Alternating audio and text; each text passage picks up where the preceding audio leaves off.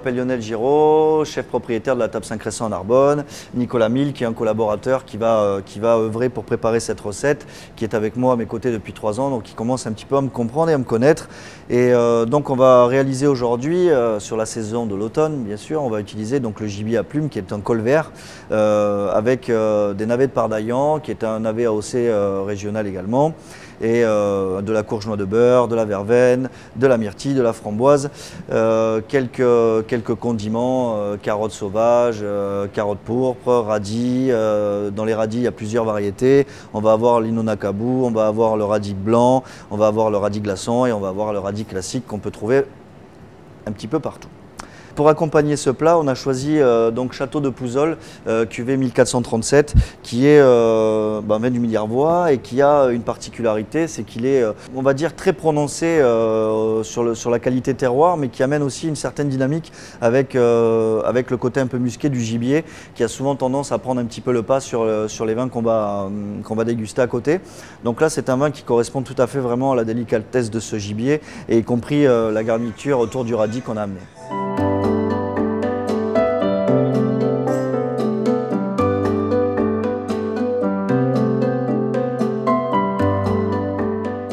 Donc là, on va démarrer donc par le colvert. Enlever la tête. Enlever une partie des ailes, donc la partie du haut. On va garder la partie du bas pour faire les manchons.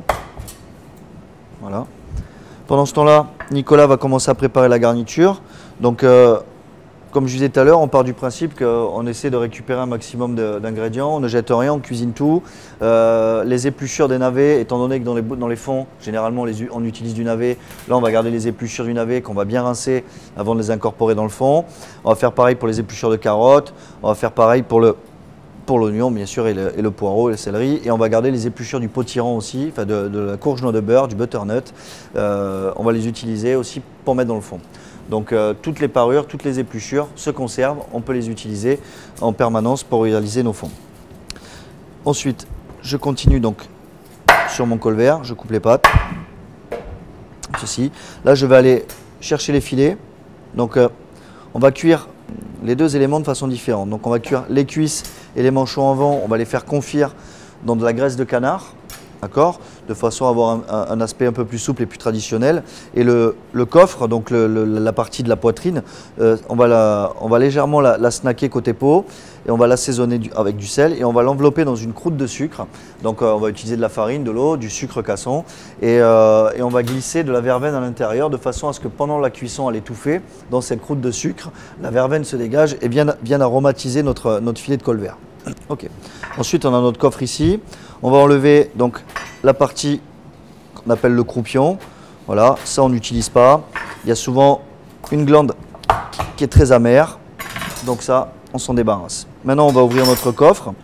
On va récupérer donc les abats. Donc comme ceci, là, on va récupérer le foie. Voilà. Le cœur. Il va nous servir pour lier notre sauce avec les myrtilles. On peut récupérer le gésier. Là, pour la préparation, on ne le récupère pas. On va enlever toutes les tripes. Et on va mettre la carcasse à dégorger dans de l'eau froide. Et on va enlever toutes les impuretés sous un filet d'eau froide pendant quelques minutes. Une fois ces impuretés enlevées, on pourra démarrer notre fond. J'ai donc utilisé toutes les parties de mon colvert. On a démarré donc un fond. Donc pour le fond, bien sûr, on a besoin d'un peu de vin rouge. Si on peut utiliser le même vin rouge qu'on va déguster, ça peut être aussi intéressant. On a préparé une garniture aromatique. On va démarrer avec un petit filet d'huile d'arachide, nos carcasses de colvert qui ont été légèrement concassées.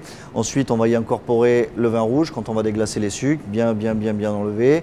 À ça, on va rajouter notre garniture aromatique, une petite pointe de concentré de tomate de façon à avoir la couleur. On va laisser bouillir, mijoter pendant à peu près 45 minutes à frémissement. Et ensuite, on va filtrer nos carcasses, on va récupérer le jus qu'on va faire réduire, dans laquelle on va incorporer nos myrtilles et nos foies, qui nous permettront de faire la liaison au dernier moment quand notre jus sera réduit. On le repassera à nouveau, on montera avec une noisette de beurre, sel, poivre, et notre sauce sera finie. Nicolas a déjà taillé donc une partie des navets. Voilà, là je vais les reprendre pour avoir quelque chose de lisse, de droit, de régulier. Et bien évidemment, les parures vont partir dans notre fond. Ensuite, on va utiliser donc le potiron. Je vous montre la découpe. Pareil, on enlève l'extérieur de notre courge noix de beurre. Un potiron. Voilà.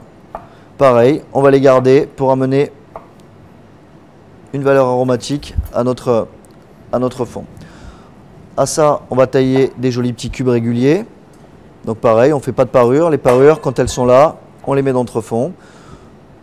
Voilà, je veux des cubes assez droits et réguliers parce qu'on va faire quand même un dressage qui doit être élégant, comme ceci. Et ça, nous allons les cuire juste quelques minutes avec une pointe de beurre et du sel. Terminé, on va le laisser là. Ensuite, les radis.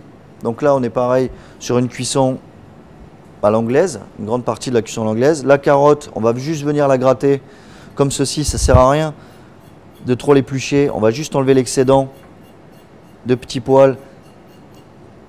Le radis, on part du même principe, on gratte bien le haut. Voilà. On va venir les couper en jolis quartiers. Voilà. Pour la carotte, on va venir la biseauter en sifflet. Le radis rond, radis glaçon, pareil, on gratte un peu le haut, on va le traiter comme un petit navet. On va garder la fan, on va le couper en quartiers, comme ceci. Pareil pour le radis rond, hop, en petits quartiers. Donc, hormis les cubes de courge noix de beurre, on va blanchir ça quelques secondes dans une eau bouillante avec du sel, le glacer derrière, on refroidit, ça on se le garde en mise en place et ça viendra au dernier moment se lier au beurre et avec une petite pointe de notre jus de fond, enfin de notre fond. Donc là maintenant on va préparer donc la pâte de sucre, d'accord, la croûte de sucre avec la verveine qu'on va mettre à infuser sur nos colverts. Donc les colverts là on les a traités, donc j'ai mis les cuisses à confire, donc un peu de graisse de canard, on va les mettre bien 90 minutes à frémissement dans de la graisse de canard, un peu de fleur de sel et on va la laisser confire délicatement. Les filets on va les pré-snacker, donc c'est-à-dire qu'on va les colorer sur la partie peau, on va les débarrasser, les remettre à réfrigérer. Et là, Nicolas va vous préparer la pâte de sucre, pendant que moi, je vais continuer à avancer sur la garniture donc crue, celle qu'on va utiliser à crue, puisque là, je vais assaisonner donc mes tranches de navets de pardaillan avec un petit peu de fleur de sel, de l'huile d'olive, de façon à commencer une pré-cuisson par le sel et le servir cru par la même occasion. Les parures, bien sûr, on ne les jette pas. J'en ai réalisé une petite purée. Je l'ai mis dans l'eau salée à blanchir après tous les autres légumes. Je l'ai laissé jusqu'à ce que la chair s'écrase bien dans mes doigts. Je l'ai mixé, j'ai mis une petite pointe de beurre et j'ai réalisé donc la purée de navet. Et là, donc Nicolas vous prépare la pâte de sucre, la croûte à sucre. Donc là, le principe de la croûte de sucre pour la pâte, il faut bien la travailler pour qu'elle soit relativement malléable. Et ensuite, on va y incorporer les grains de sucre à l'intérieur, tout doucement, et à l'extérieur également, une fois qu'on va amener, qu'on va l'avoir abaissé, de façon à avoir une taille régulière pour permettre quelque chose, comme je vous disais tout à l'heure, de très hermétique. Donc là, Nicolas a fait la pâte. Voilà, vous voyez, elle est relativement malléable. Hein, on n'est pas sur une pâte trop dure. Voilà, on va y amener le sucre. Alors, une première partie qu'on va mettre à l'intérieur, une seconde partie. Voilà. Donc là, on incorpore le sucre cassant. Très important d'utiliser ce sucre-là parce qu'il va mettre beaucoup de temps au four pour fondre. Donc ça nous permet, nous, d'avoir une cuisson qui dure à peu près 14 minutes sur un filet de colvert. On va cuire ça à 210 degrés et on va laisser 6 minutes de repos. Voilà. Et on aura une cuisson qui sera rosée. C'est pas compliqué. Ce qu'il faut, c'est vraiment laisser le temps de repos de façon à ce que la viande se délègue de tous les arômes de la verveine et que le sucre pénètre un petit peu la viande. Voilà. Alors, pas trop l'écraser, pas trop la maltraiter quand on la baisse, pour la simple et bonne raison, c'est qu'en fait, elle risque de se déchirer à cause du sucre. Donc on va avoir une pâte qui aura quand même une certaine épaisseur. Voilà. Et ce qu'il faut surtout, c'est qu'il n'y ait pas de trou. Donc on ne va pas beaucoup la baisser.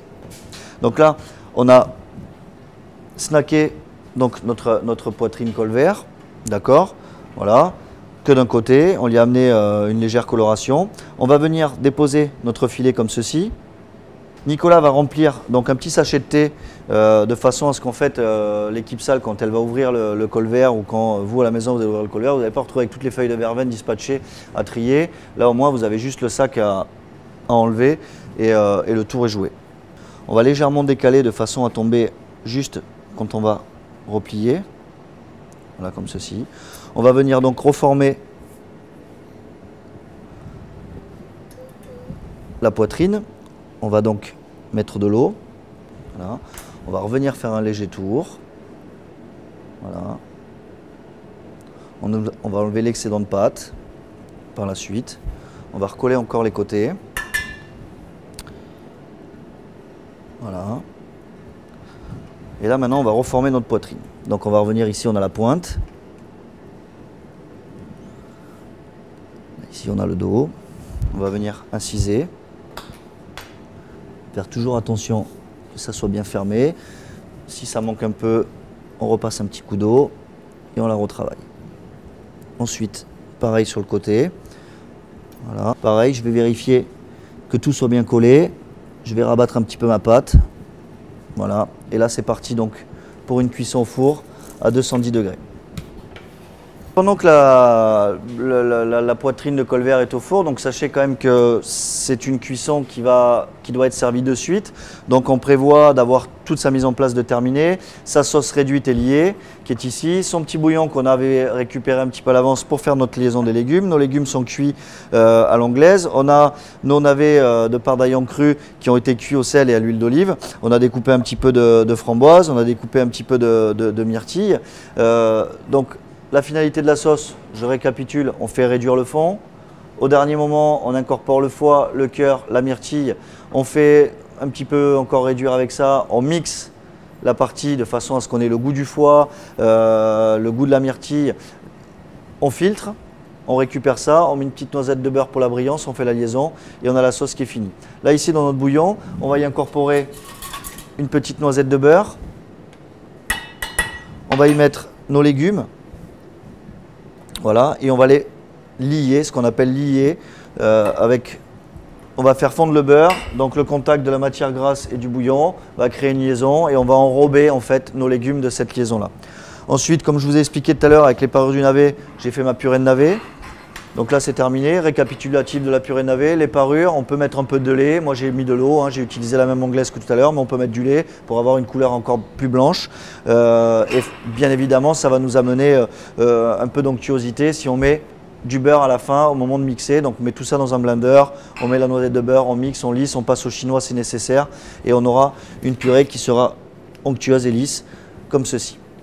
Ensuite, on a pris un petit coup d'avance, ça dure relativement longtemps. Les pots de navet, alors ça c'est ma touche personnelle, on n'est pas obligé de l'inclure dans la recette, ça n'aura pas d'incidence. C'est juste que ça va amener un petit peu de côté torréfié à ce navet de pardaillon qui est cru. On a utilisé la peau, donc on l'a vu tout à l'heure, elle était noire. On l'a fait griller, déshydrater, on l'a mixé, on en a fait de la poudre. Donc là ça va nous amener vraiment ce côté grillé sur un navet cru, c'est assez déroutant, c'est ma petite touche personnelle et c'est un plus à la recette. Et on a fait aussi une poudre de lard paysan, pareil, qui va amener ce côté salaison, qui va amener un peu ce côté gourmandise. Voilà, on a donc récupéré la cuisse confite qu'on a marquée, là elle est cuite, elle est terminée, on va la mettre à chauffer. Quand le col vert va atteindre ces 4 minutes de repos, enfin ces 6 minutes de repos, pardon, qui sera la fin de sa cuisson, on va mettre à chauffer donc à côté de lui au four, enfin, pendant la période de repos, la cuisse, et on n'aura plus qu'à dresser notre assiette. Et là je vais attaquer mon dressage. On a un dressage qui est assez long, assez compliqué, donc on va profiter de ces 4 minutes de repos. Donc là il reste 2 minutes de cuisson, les 2 minutes vont s'écouler, on a 6 minutes pour dresser notre assiette, donc ça va nous permettre vraiment de jouer. Alors on a bien sûr une garniture qui est crue et bien sûr une garniture qui est chaude. Hein. Donc la garniture crue, on va pouvoir la dresser à l'avance, qui est myrtille, framboise et ça. La purée, on la laisse chauffer soit au vapeur, soit on la laisse en casserole, on la met en poche au dernier moment. Nos légumes sont en train de lier tout doucement, ils sont en train de monter bien en température. Notre sauce aussi est au chaud et en train de réduire juste ce qu'il faut. Et là donc on va utiliser nos navets crus. Je vais enlever l'excédent d'huile parce qu'il a bien pénétré à l'intérieur et je vais faire un système de vagues comme ceci que je vais positionner. Donc on a déposé nos bandes de navet. On va y incorporer sur le dessus l'acidité de la framboise qui va nous amener de l'équilibre à ce plat. Mettre la framboise, quelques myrtilles pour faire un rappel de ce qu'il y a dans la sauce.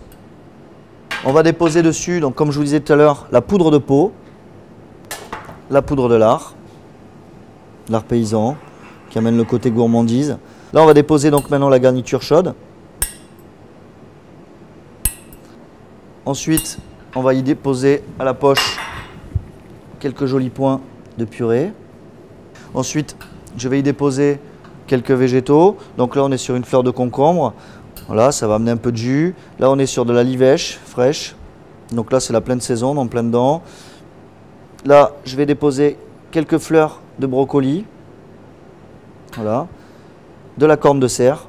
Là aussi, on est en pleine saison. Là, ici, je vais mettre de la fleur de verveine. La fleur n'a pas de goût comparé à la feuille. C'est juste pour un élément de couleur. Voilà. Du mouron des oiseaux. Pleine période aussi. On va déposer notre cuisse, comme ceci. On va verser la sauce dans un pot. Ça va partir comme ça en salle. Voilà. Et ensuite, notre équipe salle va venir ôter, couper la croûte. Alors ils font ça bien sûr, hein, pas avec les mains. Voilà. Là, on a une cuisson, donc on va la contrôler ensemble, puisqu'on a, voilà, on a une cuisson qui est rosée. Voilà. On va déposer ça donc au milieu de l'assiette. Voilà. Et l'équipe salle va verser la sauce.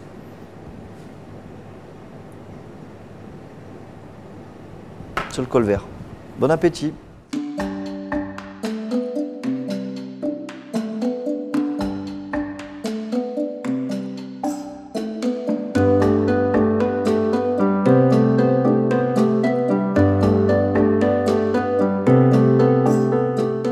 Donc le château de Pouzols, là nous sommes en appellation Minervois, une appellation d'origine protégée du sud de la France sur le millésime 2012, qui est une propriété de la famille de Fournas depuis 1437, d'où le nom de la cuvée.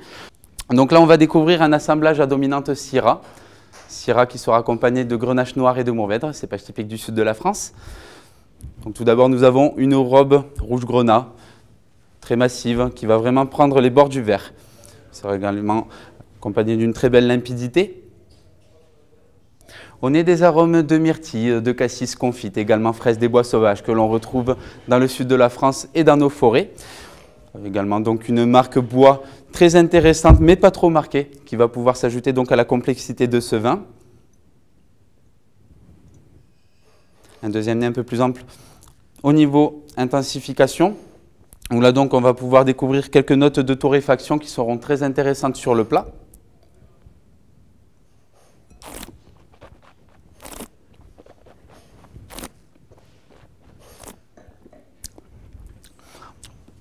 En bouche, nous avons une attaque avec une très belle amplitude qui évolue tout de suite vers un milieu de bouche très équilibré.